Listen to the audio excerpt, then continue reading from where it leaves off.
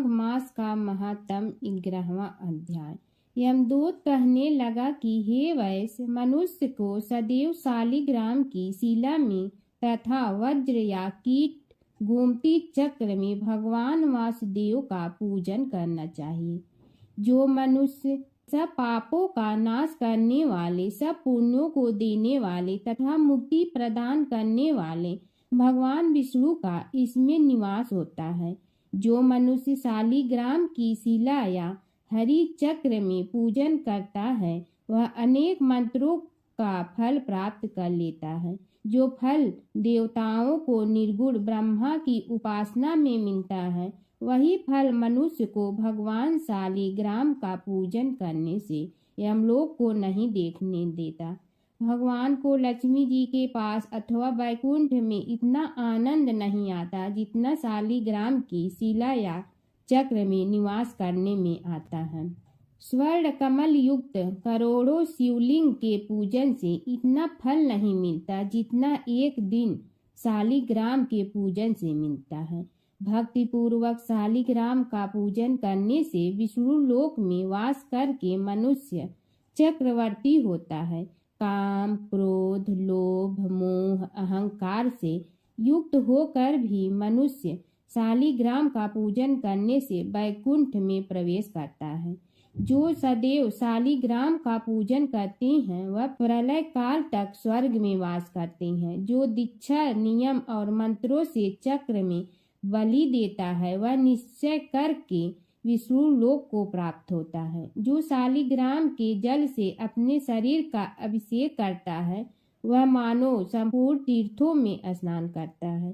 गंगा, रीवा, गोदावरी सबका जल शालिग्राम में वास करता है। जो मनुष्य शालिग्राम की शिला के सम्मुख अपने पिता का श्राद्ध करता है उसके पितर कई कल्प तक स्वर्ग में वास करते हैं।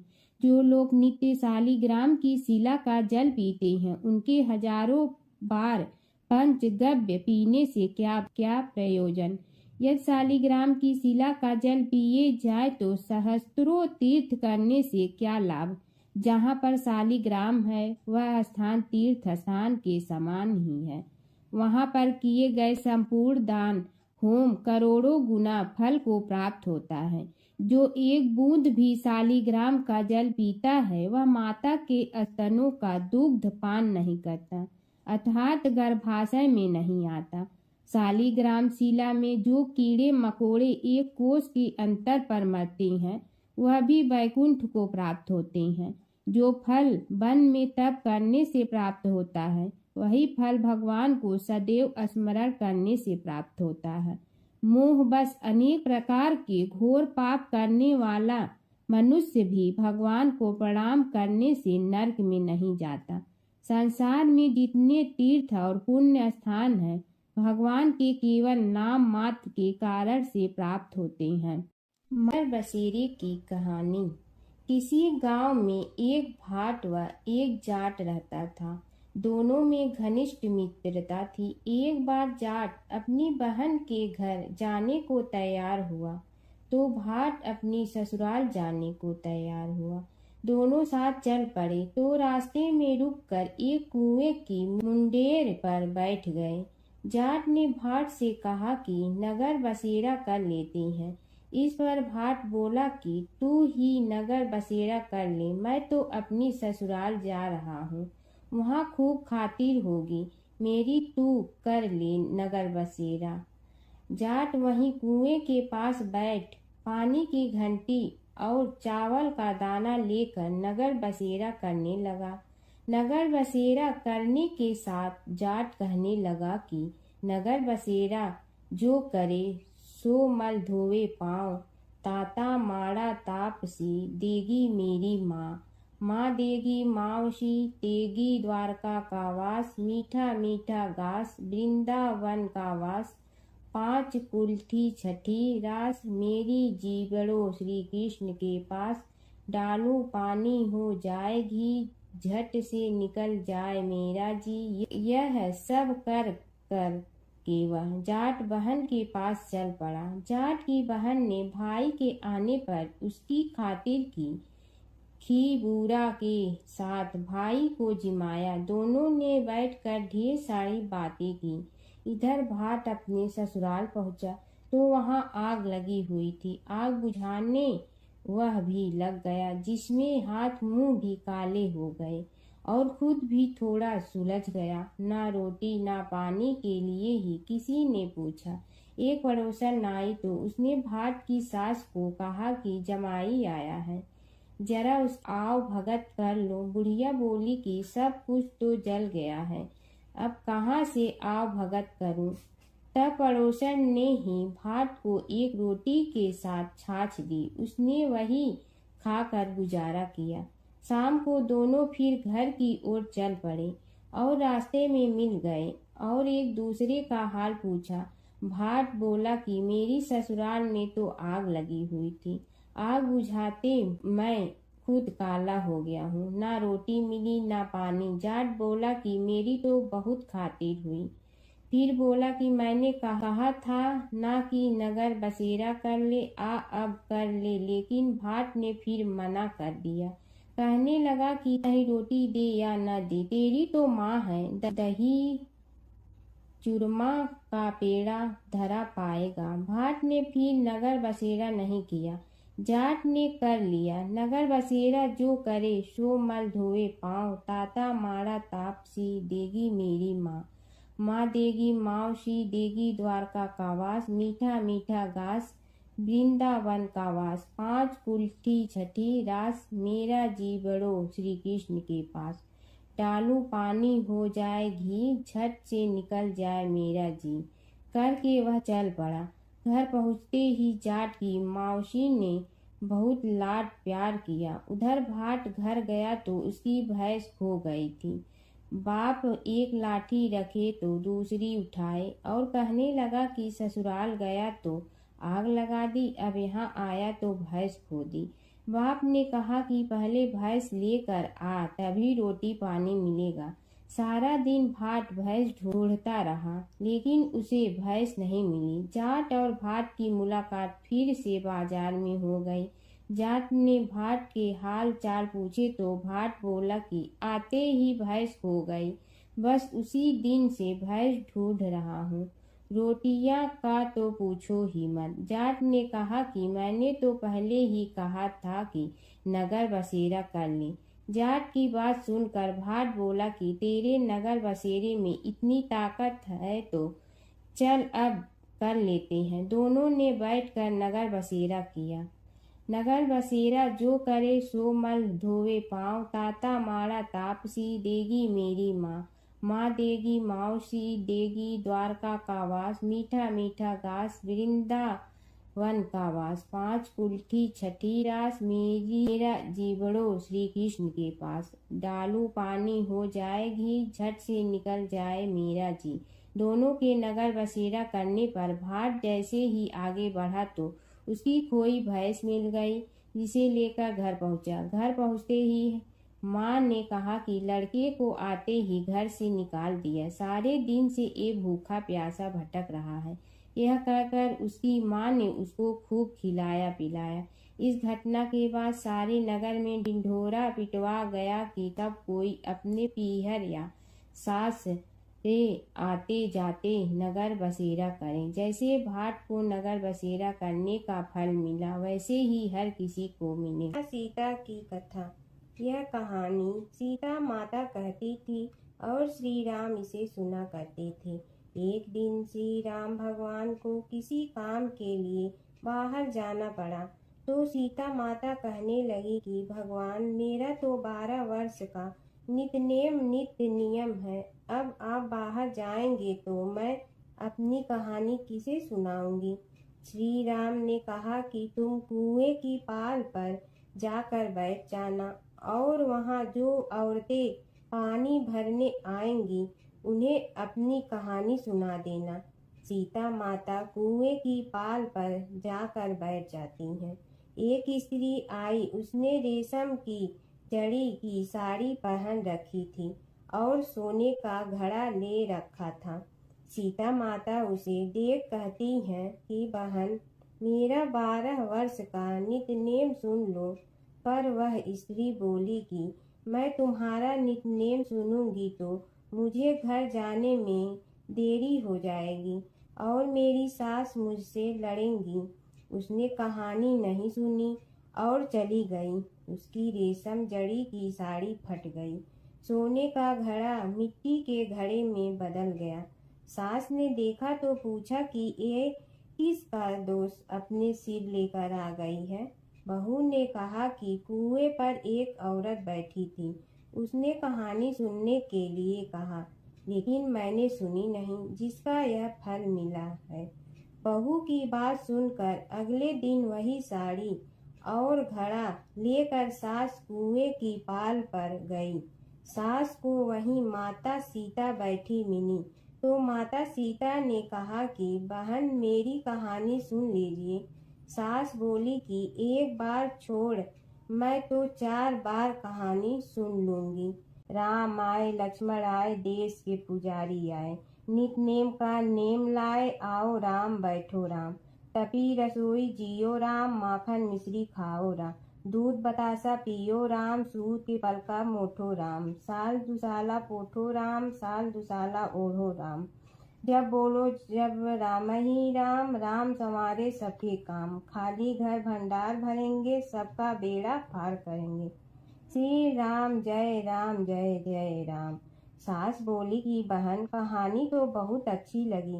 कहानी सुनकर सास घर चली गई और उसकी साड़ी फिर से रेशम जड़ी की बन गई। मिट्टी का घड़ा फिर सोने के घड़े में बदल गया। बहू कहने लगी, सासू माँ आपने ये सब कैसे किया। सास ने कहा कि बहू तू दोष लगा के आई थी और मैं अब दोष उतार कर आ रही हूँ। बहू ने फिर पूछा कि वह कुएं वाली स्त्री कौन है। सास बोली कि वे सीता माता थीं। वे पुराने से नया कर देती हैं, खाली घर में भंडार भर देती हैं। वह लक्ष्मी जी का वास घर में कर देती हैं। आदमी की जो भी इच्छा हो उसे पूरा कर देती हैं। बहू बोली कि ऐसी कहानी मुझे भी सुना दो। सास बोली कि ठीक है तुम भी सुनो और सास ने कहानी शुरू की। राम आए लक्ष्मण आए देश के पुजारी आए, नित नेम का नेम लाए आओ राम बैठो राम। तपी रसोई जियो राम, माखन मिश्री खाओ राम। दूध बतासा पियो राम, सूत के पलका मोठो राम। साल दुसाला पोठो राम, साल दुसाला ओढ़ो राम। जब बोलो जब राम ही राम, राम संवारे सबके काम। खाली घर भंडार भरेंगे, सबका बेड़ा पार करें। श्री राम जय जय राम। कहानी सुनकर बहू बोली कि कहानी तो बहुत अच्छी है। सास ने कहा कि ठीक है, इस कहानी को रोज कहा करेंगे। अब सास बहू रोज सवेरे उठती, नहाती धोती और पूजा करने के बाद नितनेम की सीता की कहानी कहती। एक दिन उनके यहाँ एक पड़ोस की औरत आई और बोली कि बहन जरा सी आँच दे ना। तो वह बोली कि आज तो अभी हमने जलाई ही नहीं। पड़ोसन ने कहा कि तुम सुबह 4 बजे से उठकर क्या कर रही हो।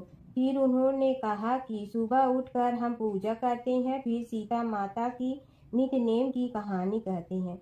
पड़ोसन ने उसकी बात सुनकर फिर कहा कि सीता माता की कहानी कहने से तुम्हें क्या मिलता है। वे बोली कि इनकी कहानी कहने से घर में भंडार भर जाते हैं, सारे काम सिद्ध होते हैं, मन की इच्छा भी पूरी हो जाती है। पड़ोसन कहती है कि बहन ऐसी कहानी तो मुझे भी सुना दो।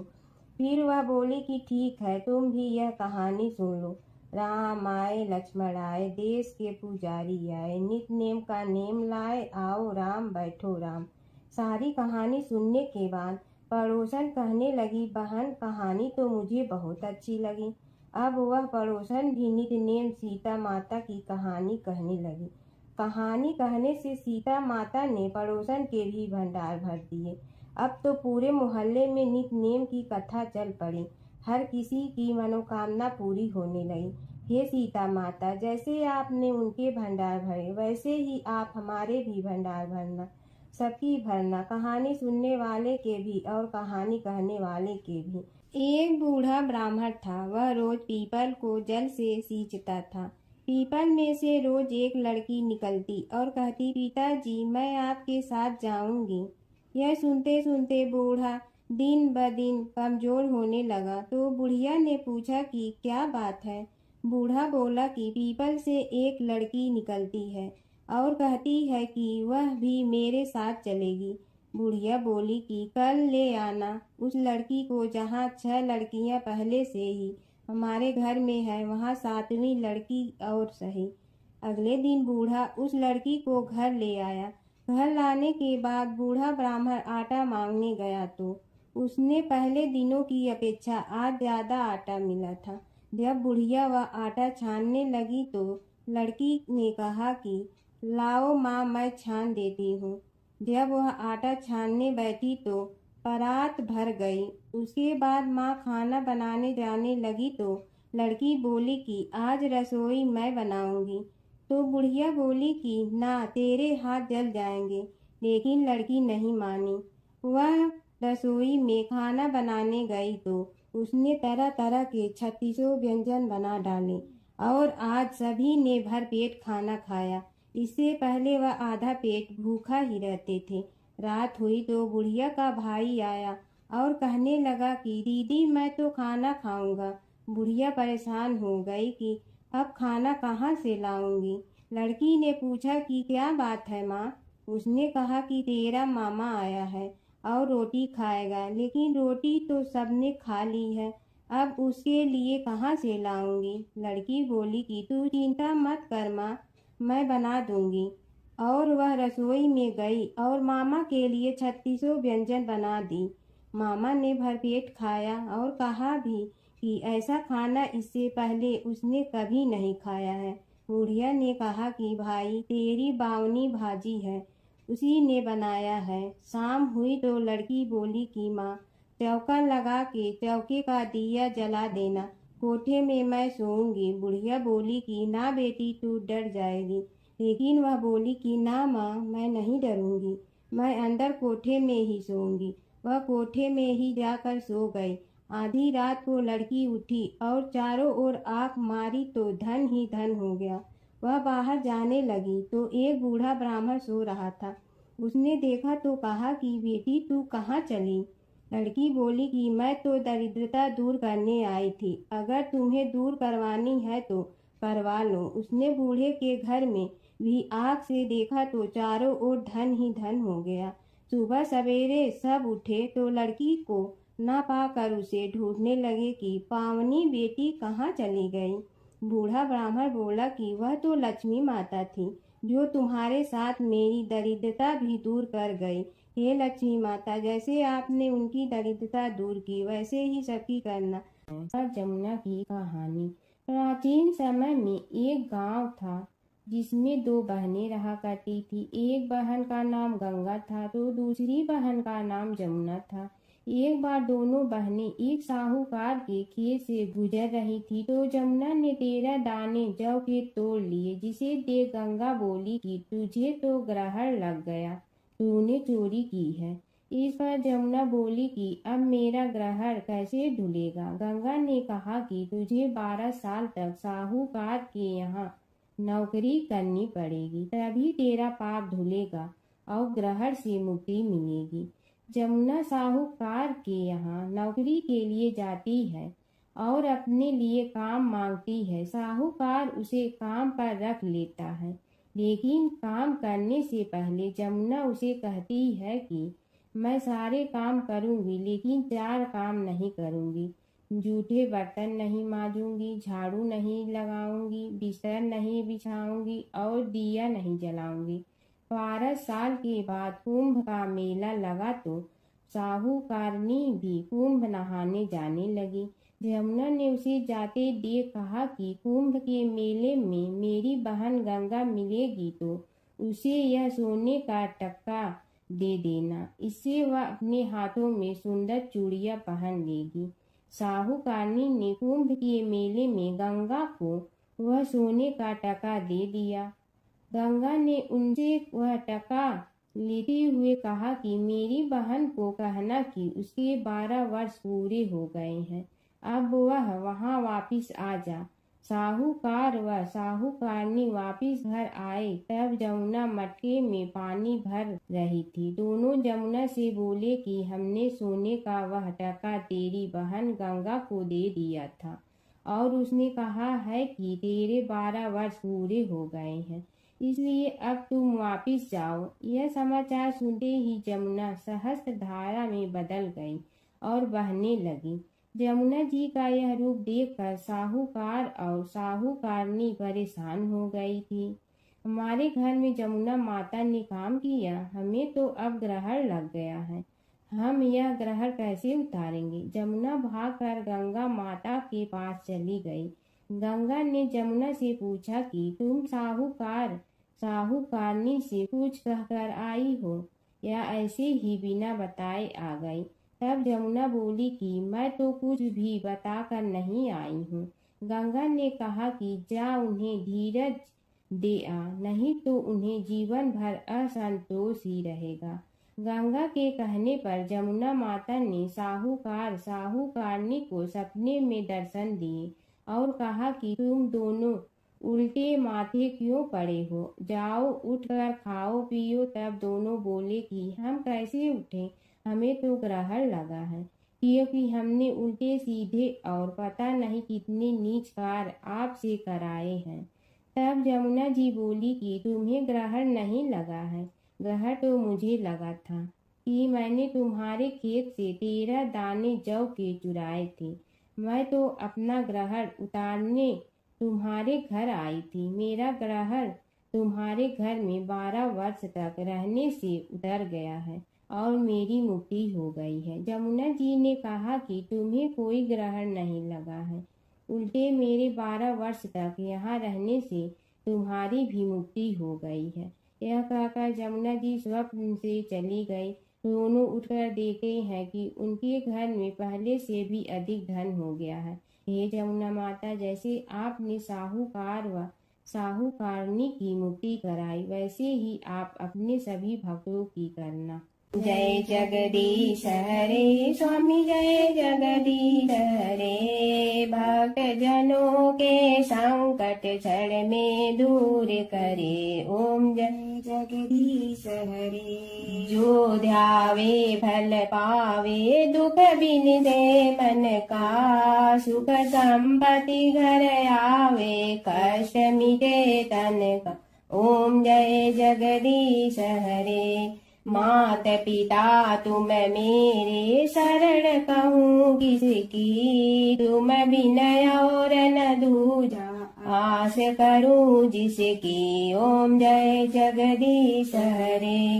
तुम पूर्ण परमात्मा, तुम अंतर्यामी, पार ब्रह्म परमेश्वर, तुम सबके स्वामी, ओम जय जगदीश हरे। तुम बिंदा के सागर, तुम पालन करता, मैं मूर्ख कल काम, कृपा करो भरता, ओम जय जगदीश हरे। तुम हो ये कय गोचर, सबके प्राणपति, किस विधि मिलूं दया में, तुमको मैं कुमति, ओम जय जगदीश हरे। दीन बंधु दुख हरता, तुम रक्षक मेरे, अपने हाथ उठाओ, द्वार पड़ा तेरे, ओम जय जगदीश हरे। विषय विकार